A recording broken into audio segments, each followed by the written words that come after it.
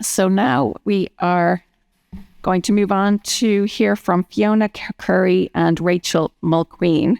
You will see a slight change in the programme. Róisín Colohan was originally going to speak to us from FareShare, but Fiona has kindly stepped in. Fiona is the Food Sourcing Officer at FareShare.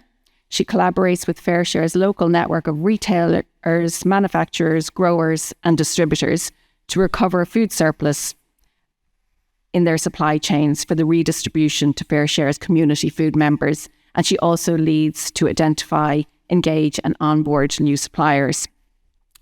Rachel is the community engagement lead from FoodCloud, where she leads efforts to build more active, visible and supported networks of community organisation working with surplus food. Her role focuses on centering community voices and enabling the growth of community food access models. Together, Fiona and Rachel will explore the rise of innovative food sharing initiatives across Ireland and Northern Ireland. Through real-life examples, they'll show how these models move beyond traditional food banks towards more community-led approaches. The session will also present key findings and actionable recommendations from FoodCloud's recent report to government on how best to support these initiatives. Looking forward to hearing from both of you.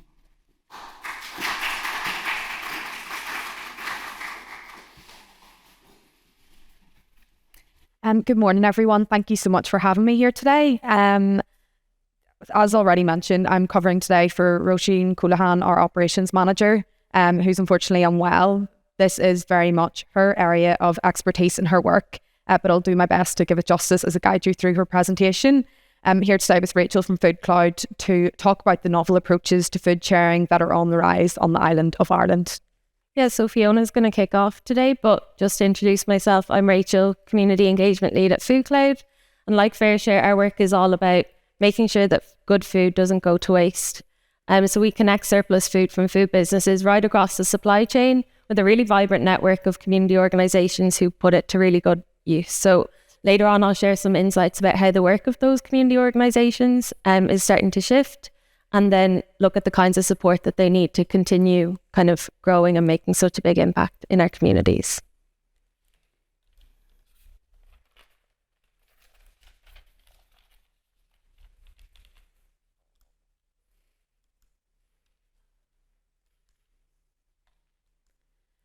So I'll give you a bit of background about FareShare before we start. So FareShare in Northern Ireland is operated by the local charity Homeless Connect. Homeless Connect are the umbrella group for homelessness charities in Northern Ireland and have been operational in Northern Ireland for over 40 years now. They undertake vital work such as lobbying Stormont, informing on policy, and they work with lived experience groups as well to gain their insights and opinions going forward. So they operate both FareShare and our sister project Starter Pack, which provides people moving from homelessness into more settled accommodation with basic essentials to get started in their first home. So our project has operated since 2010, and it started out as a small project supporting local charities, hostels and community groups in receiving surplus food. We're the only FareShare on the island of Ireland, but we are part of the wider FareShare network, which began about 30 years ago in the UK. So we've existed in Northern Ireland for 15 years now. So we work with local and national suppliers to take good quality surplus food, and we then redistribute this to our network of over 170 community food members throughout Northern Ireland. We have a fantastic range of local suppliers from right across the food industry, and they provide us with a really good range of good quality surplus food, including meat, dairy, fruit and veg, bread and bakery, and ambient goods in addition to that as well. So the food that we provide, to our charities enables their service users to save money on other facilities such as debt management, cookery classes, and childcare. We're a small team of staff, but we are supported by our team of over 40 volunteers, and we could not do the work that we do without them. They offer us support in the warehouse, whether that be packing orders to go out to charities, labelling food, sorting food that comes in from our suppliers. They'll support us in the office as well, phoning around our charities to take their orders. And we also have some of our volunteers also provide us support out in the vans, whether they're out actually driving themselves or supporting our drivers with delivering food.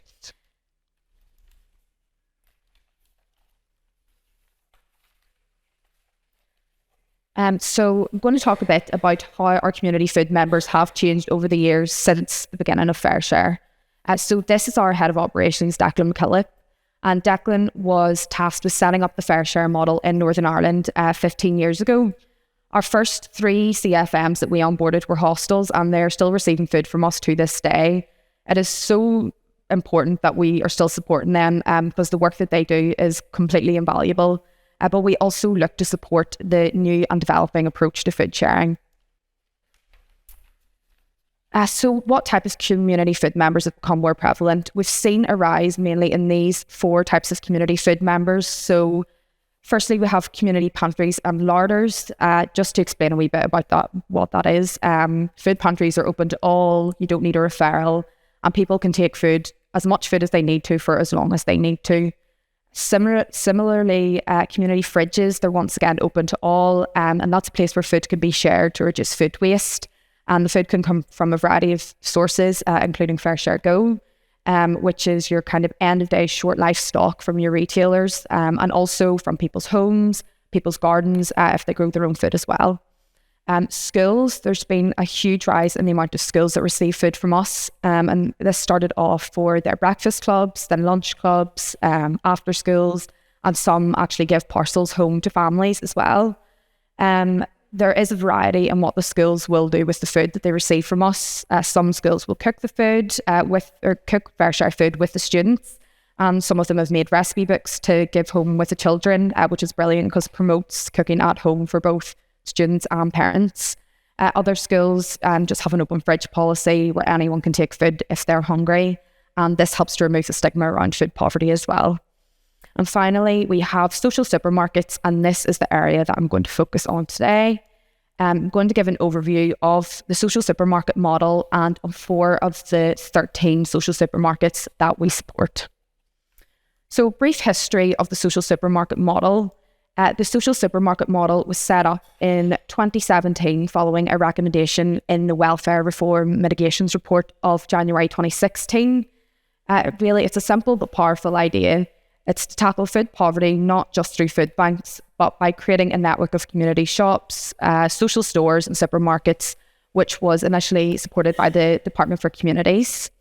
So in the beginning, 5 social supermarkets were launched as part of a pilot scheme, and then since then the model has continued to grow. Today, we now support 13 social supermarkets across Northern Ireland, and each social supermarket is playing a vital role in its community. So what began as a small pilot just a few years ago has now become a network, making a real difference across the region. So how does a social supermarket work? Unlike a food bank, social supermarkets work on a membership basis. Members usually pay a small weekly fee, for example, £5, and in return they'll access the food shop worth maybe £40. This system uses colour-coded items, which helps make sure members can take home a balanced and nutritious spread of food each week. Supermarket is really only part of the picture. Each social supermarket provides a wraparound service that address the wider issues linked to food poverty. This can include debt management advice, benefit checks, training opportunities as well. Support into employment is often available alongside childcare. Many also run cookery classes, which helps members learn new skills and helps them make the most of the food that they take home as well. And the purpose of the social supermarket isn't just about the food. It's supporting people to transition out of food poverty with a longer term and more sustainable approach. So whilst food may be the starting point, the real goal is to help people build stability and confidence and independence for the future. So this is a bit about how FareShare support the social supermarkets. So from April 2024 to March 2025, our support for the social supermarkets made a real impact to the 13 social supermarkets that we currently provide to. We provided 110 tonnes of surplus food, including frozen, fresh and ambient items. That's the equivalent of around 261,000 meals, helping to ensure people have access to nutritious food. On a weekly basis, we support about 3,400 people, across 8 council areas. So this shows not just the scale of what we do, but also the number of communities we're reaching and the difference it makes to people's lives. So I'm going to focus on 4 of the social supermarkets that we currently provide food to. First social supermarket is Footprints Social Supermarket, which was established in 2017 from Footprints Women's Centre in Dunmurry in Belfast. And they were established as part of the Department for Communities pilot scheme. Since 2017, they have set up a second social supermarket at a local community centre in the Colin neighbourhood in 2023. We also have Kickstart Social Supermarket, operating from LCC Community Trust in Lisburn, who were also established in 2017 as part of the DFC pilot scheme. We have In It Together, set up in 2019, and they operate from East Belfast. And finally, we have Foyle Network Foundation, who were also established in 2017 as part of the DFC pilot.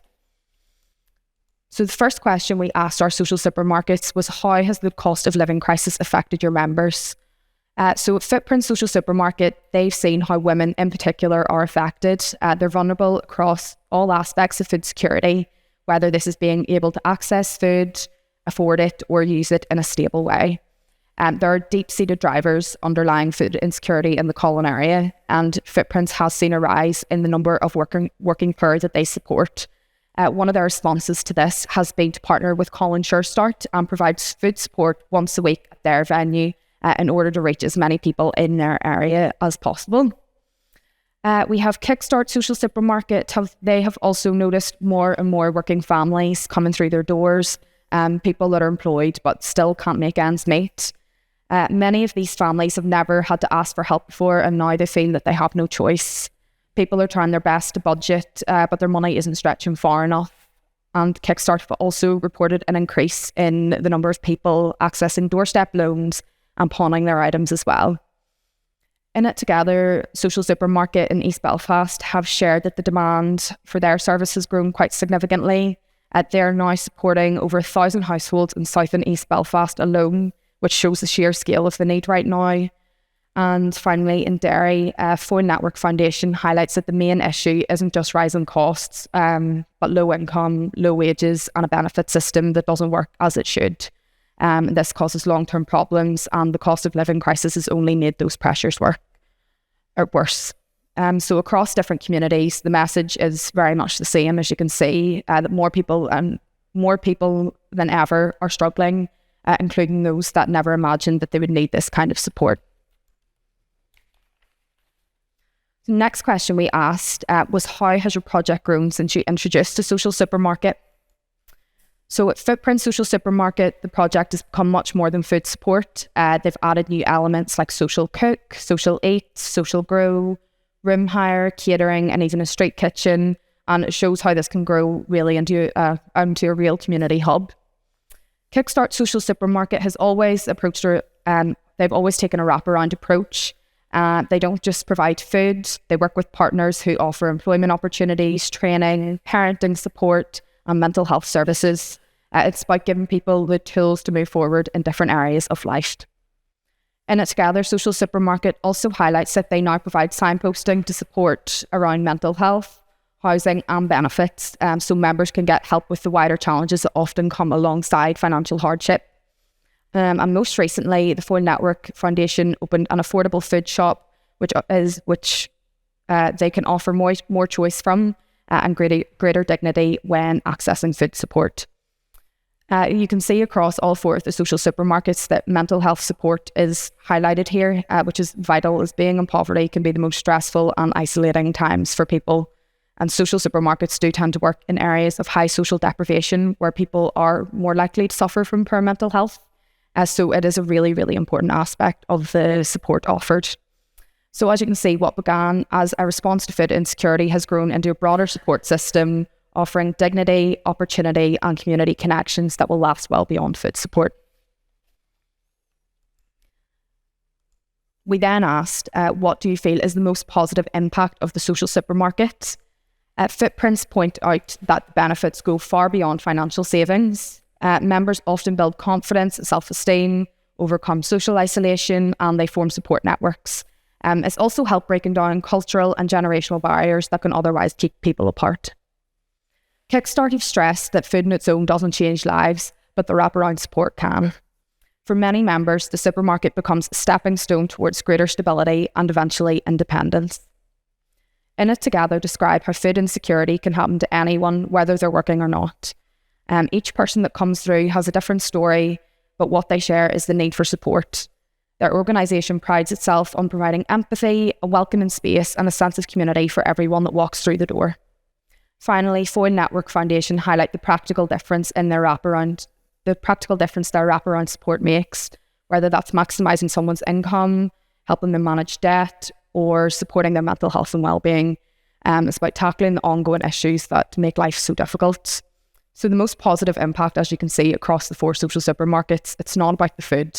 It is about dignity, it's about belonging, and it's about giving people the tools to move forward with their life.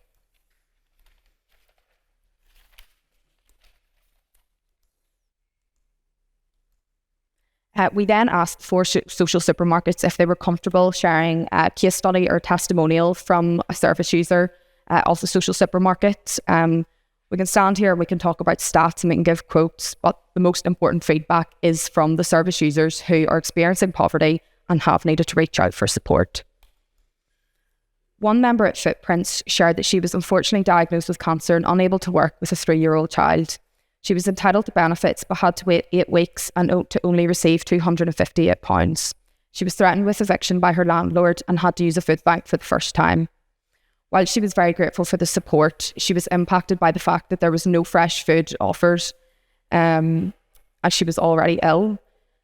She felt as though she was being punished for being an ill single parent, but she then came across Footprints and explained how the social supermarket has been a lifeline for her and her daughter, as they now have access to fresh food and they can eat healthily again.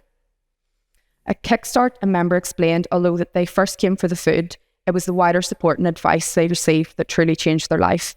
The team helped in ways they didn't even realise they needed, and as a result, they now feel more confident and hopeful about the future. In It Together social supermarket told the story of a member who had experienced homelessness. He had managed to get a flat on his own but needed support with food and juggling bills. By attending their social supermarket, he was able to balance his bills and manage his money better. He's since found a part-time job, and whilst he still uses the supermarket once a month, it's now part of his journey towards financial freedom. Finally, in Derry, a member of the Foyle Network Foundation said the team went above and beyond to support their family. He was a self-employed father of 2 that had to reduce working hours to care for a child with additional needs. Foyle were able to make an advice service referral and he was entitled to financial support. Thanks to that help, he no longer requires food support. And as you can see in his testimonial, the fact that he now wants to give back to the project is a testament to the impact that the social supermarket has had in his life. To close off here, I've got a quote from Desmond Tutu. We need to stop just pulling people out of the river. We need to go upstream and find out where they're falling in. And that quote really sums up the heart of what social supermarkets are about. It's not just about pulling people out of crisis again and again. It's about looking upstream, asking why people are struggling in the first place, and creating solutions that give dignity, choice, and long-term support. What we've seen through these stories is that social supermarkets go beyond food. They tackle isolation, they build confidence, they connect people to training, jobs, and housing support. They're helping people not just to survive, but to move forward. So as we think about the cost of living crisis and the challenges that so many face, this is a reminder that our work isn't just about meeting immediate needs. It's about changing the system and building communities where everybody has a chance to thrive. I'm going to pass you over to Rachel now from FoodCloud, who will continue on. Thank you.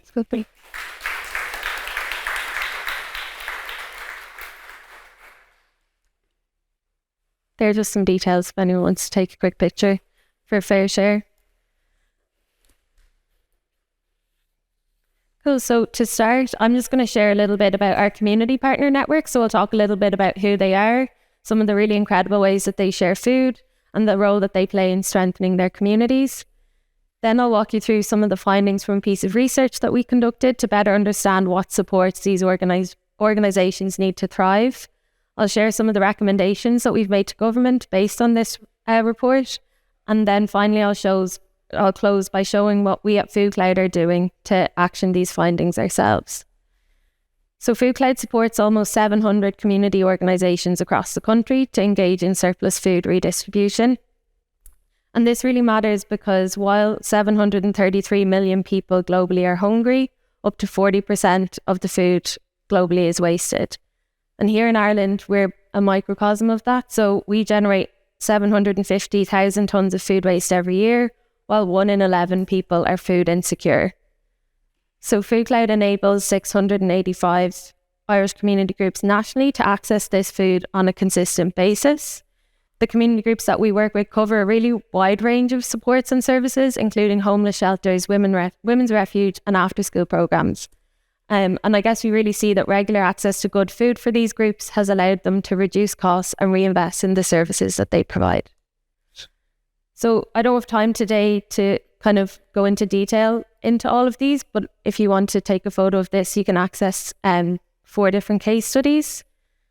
And like FareShare, we're seeing a shift in food provision models that build on the traditional food bank model to incorporate more holistic approaches.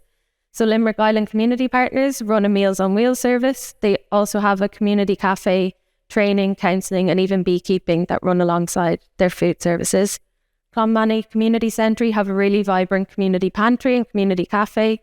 Footprints, we've already heard about, run a really successful social supermarket.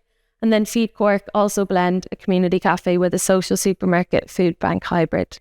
But rather than me telling you all of their stories, I thought it would be nice for you to hear directly from one of our community organisations. So I'm just going to play a little video from Southwest Wexford Family Resource Centre.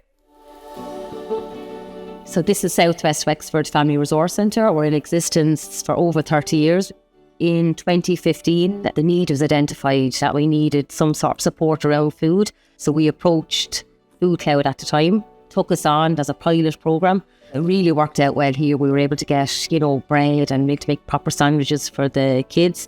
10 years on, it has developed into a social supermarket. Now people can make their own choice. It would benefit over 200 individuals a week.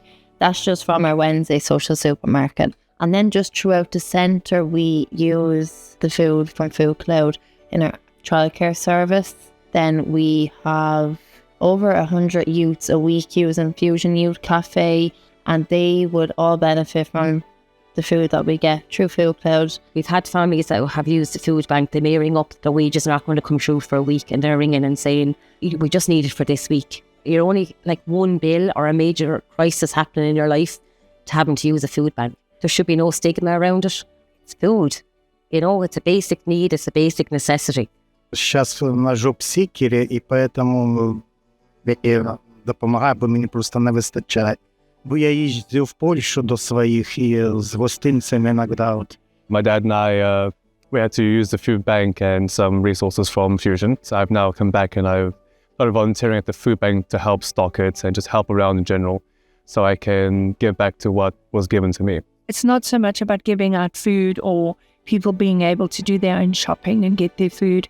It's about them socializing with each other, chatting to us. We are then able to provide information to them about the centre, about other supports that they can get. And it's also about building relationships. It's about being able to put yourself into somebody else's shoes. And it's all about kindness, it's about caring. And I think we're more about giving them that than the food at the end of the day. Without FoodCloud, we wouldn't have our social supermarket. Like every month we have a reliable food source. So we know that we're getting that 600 kgs of food or 700 kgs of food a month. I'd say start slow. Like we started slow with Fusion Youth Cafe. Come and visit us. We've already done it, but it can be done on a small scale. There is food out there, just food surplus, and it can be used back in. The food really brings this whole centre together that we get from FoodCloud. It brings all the services together. It brings the community into the centre, and it's always an opening for like a chat. So the food is just a gateway then to everything else in the centre.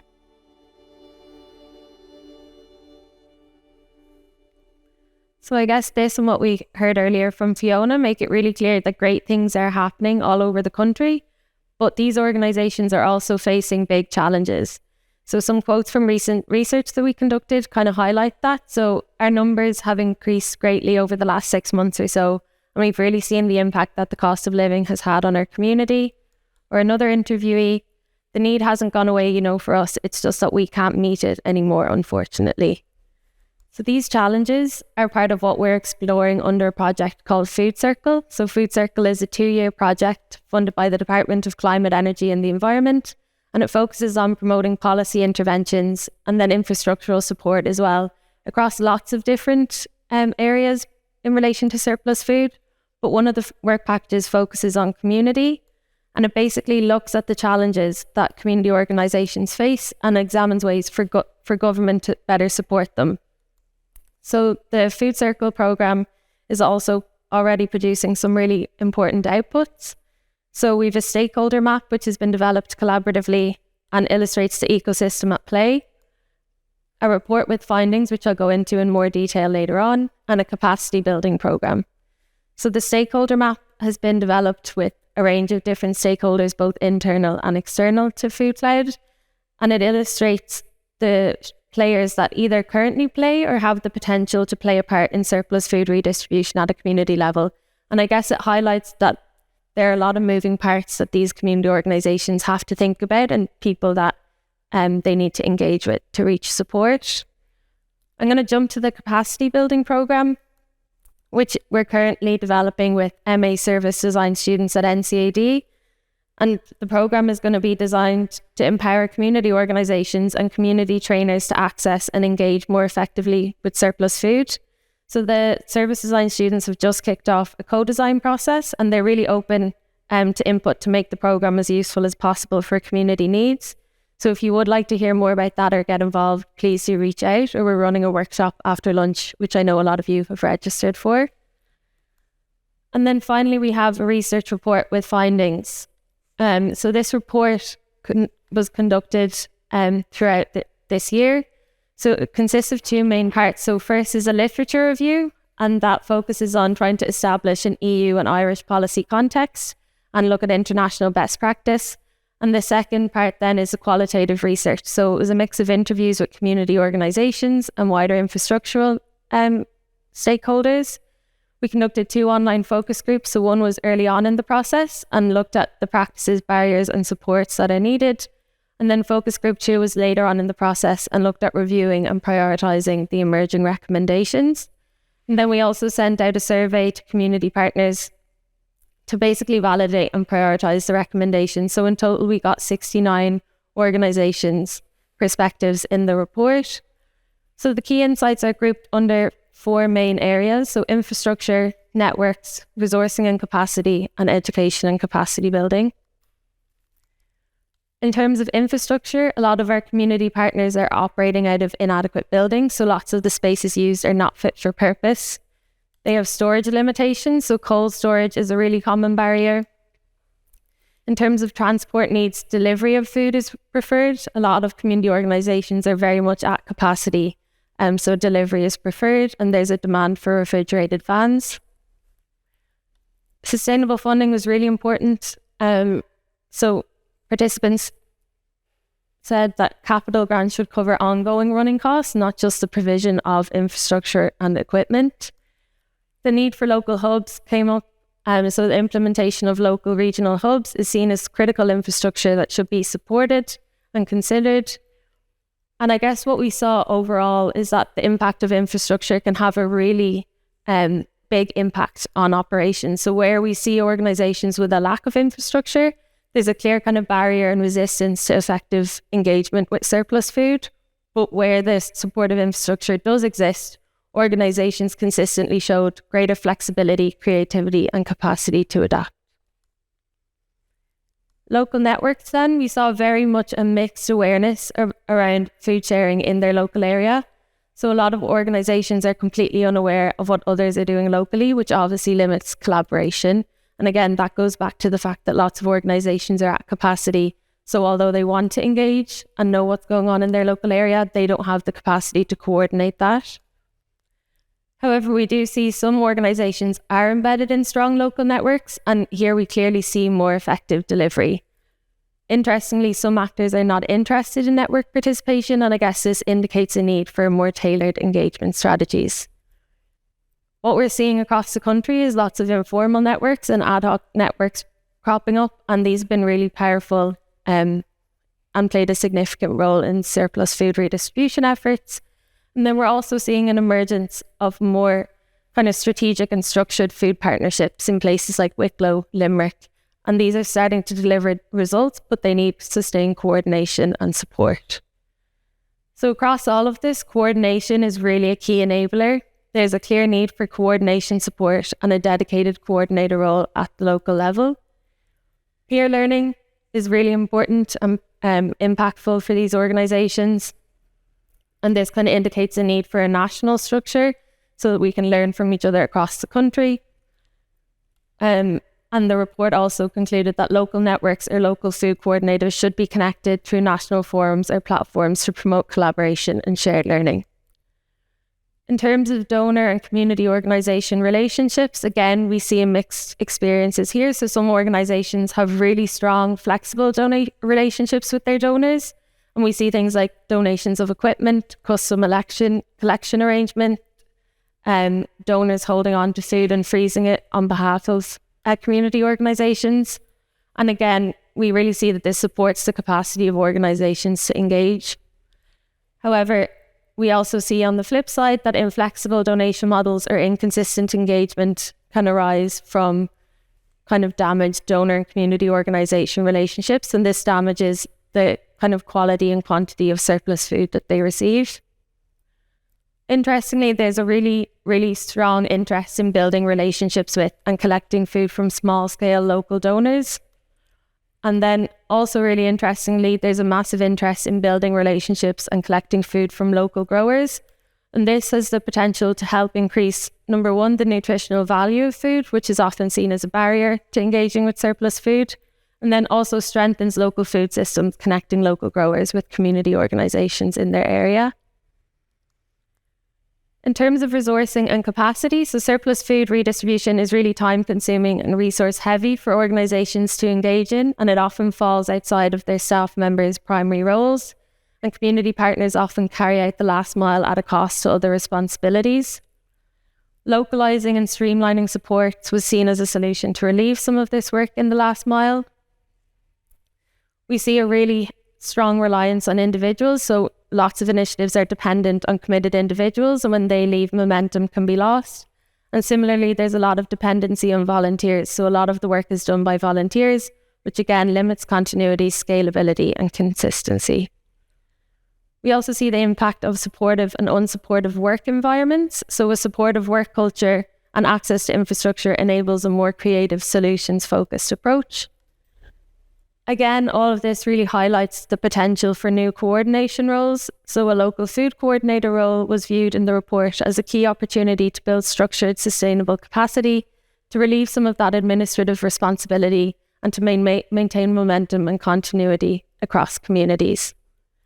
In terms of education and capacity building, practical training is valued. And again, that goes back to the fact that organisations are at capacity. So they really place high value on hands-on learning about how to use surplus food creatively and safely.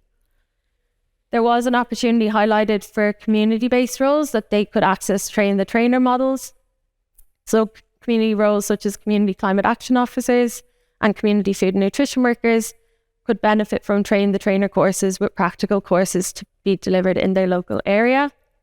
Peer learning is really important for these organisations, so the informal sharing of experiences, and this should happen at both a local and a national level. And as we've already heard today, there's a growing move towards food sharing models such as social supermarkets and community pantries that incorporate wraparound supports on things such as employment, health and social care. And I guess the report just recognises that these models will require additional resources and strategic support to succeed. Really interestingly, the report very clearly showed that food is a really powerful gateway to social inclusion supports. So food is often the entry point for engaging people in wider services that they might otherwise not access. And I guess this highlights the importance of maintaining and supporting food-led engagement models in community. So while infrastructure was highlighted as a key enabler, most of the research findings show that surplus food redistribution will only scale and grow as healthy, localised yet interconnected food systems are developed. And this will require investment not only in infrastructure, but also in coordination, peer learning initiatives and long-term capacity building. So all of this research fed into a series of recommendations that we've made to government, and just to flag that these are provisional and may be subject to change, but they're very much in their final draft stages. So in terms of infrastructure, we've recommended to invest in capital and operational funding to cover not only equipment, but also ongoing costs like electricity, maintenance and insurance. We've recommended to fund the development of local food hubs, to support community organisations with the acquisition or upgrade of fit-for-purpose buildings, and to enable shared infrastructure models to allow multiple groups to access cold storage and transport. In terms of local networks, we've recommended to fund local food coordinator positions to build and maintain community networks between organisations, donors and local food systems. We've also recommended to facilitate a national network of these food coordinators to enable knowledge exchange, peer learning, shared resources and input at a strategic level. We've recommended the development of local place-based food partnerships, and we've recommended to provide seed funding for collaborative pilot projects, encouraging organisations to test and evaluate cooperative working models. In terms of donor and community organisation relationships, we've recommended to establish national guidelines and standards for food donations to improve the consistency and quality of surplus food, to create incentives or support initiatives that enable local retailers, food producers and growers to donate high quality nutritious food locally. We felt it was really important to pull out local growers separately again, so to support initiatives that connect local growers with community groups. And then finally, to fund capacity building and network building initiatives between community groups and donors. In terms of resourcing and capacity, we've recommended to provide multi-annual core funding for community food organisations engaging in surplus food redistribution to reduce reliance on short-term grants and voluntary labour, and to embed the local food coordinator role within formal and sustained funding streams such as the Healthy Ireland Fund to support operational coordination and enable long-term continuity. Finally then, in terms of education and capacity building, we've recommended to fund hands-on practical training programmes on using surplus food safely, creatively and effectively, to invest in train the trainer models to build local capacity and allow knowledge to be shared more widely with communities, to provide grants for the establishment of innovative food sharing models such as social supermarkets and wraparound service pilots. And finally, we've recommended in wider policy to recognise community food provision and surplus food redistribution as an engagement gateway and fund programmes that build bridges from food to wider social services and support.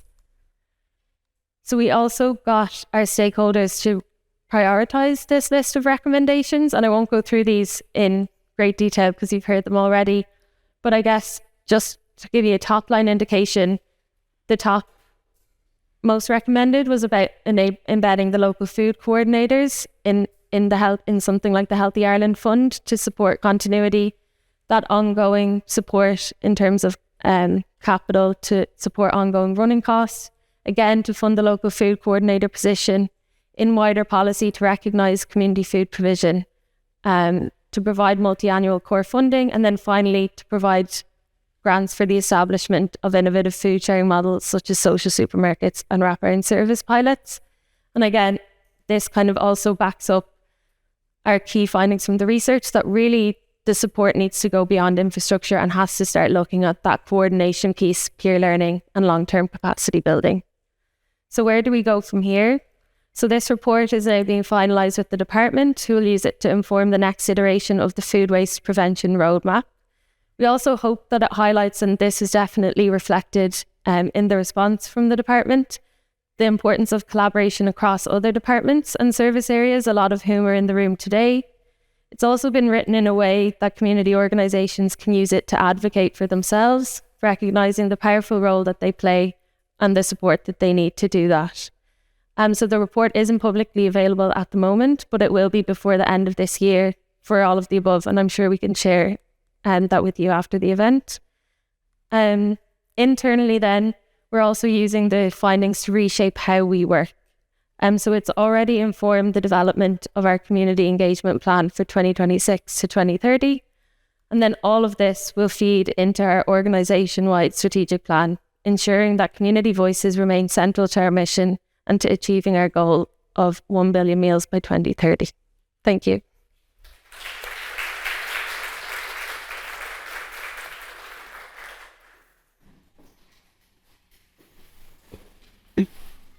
Wow, thank you so much to Rachel and Fiona. There is so much to absorb from what they've said.